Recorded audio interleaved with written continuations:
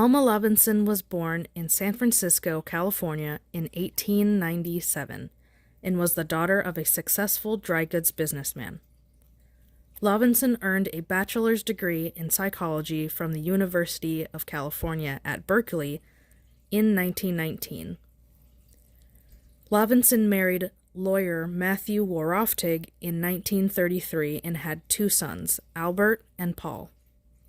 She died in 1989 in Piedmont, California, where she had lived since 1935.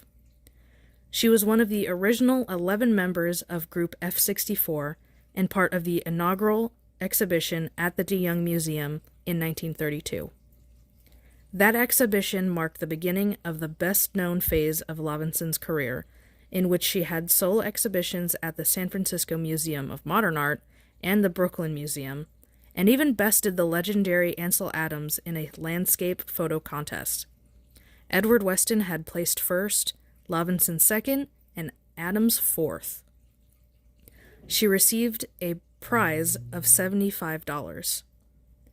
She traveled to all but two continents, Antarctica and Australia, and photographed for almost 70 years, documenting Native Americans in New Mexico, abandoned gold rush towns in the Sierra Nevada foothills, Shinto priests in Japan, and just about everything in between.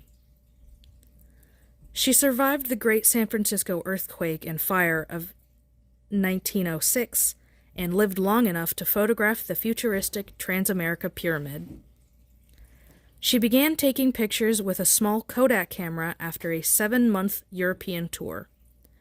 She later traded that camera for an Ensign popular reflex camera.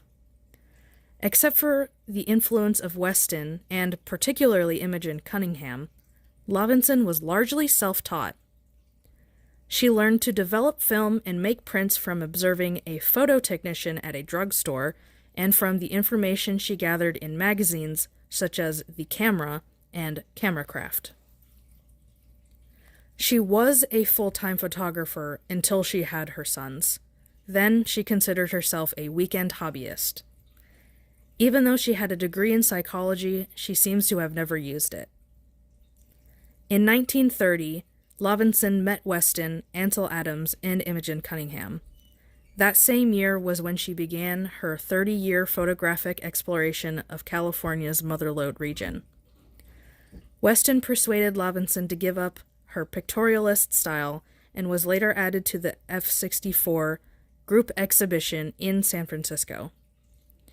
After her husband's premature death in 1957, her photography switched from architecture and California to humanism and anthropology as she traveled the world for charitable purposes.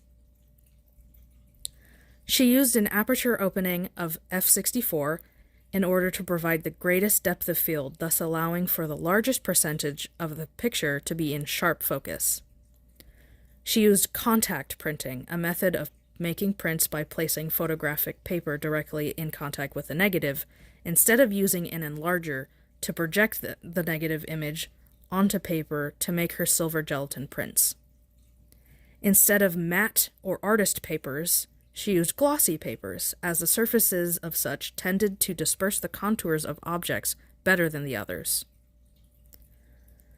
Her most well-known piece, Still Life with Hands from 1932, represented her new departure into Group F-64 style that used great depth of field, all while merging herself and her camera as one.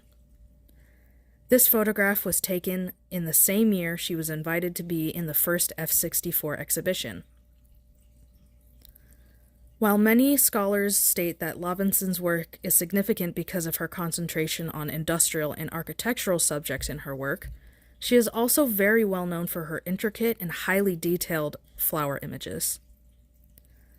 Even though she never considered herself a formal member of Group F-64, Levinson's work would be showcased along with the other group members in what would become known as their landmark exhibition displayed at the aforementioned DeYoung Museum.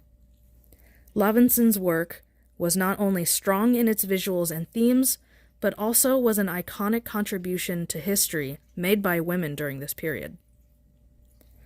Levinson's work is considered important because of the impact that she and other women had in the field of photography. She was independent, working on her own projects and paving the way for women of future generations to do the same in art.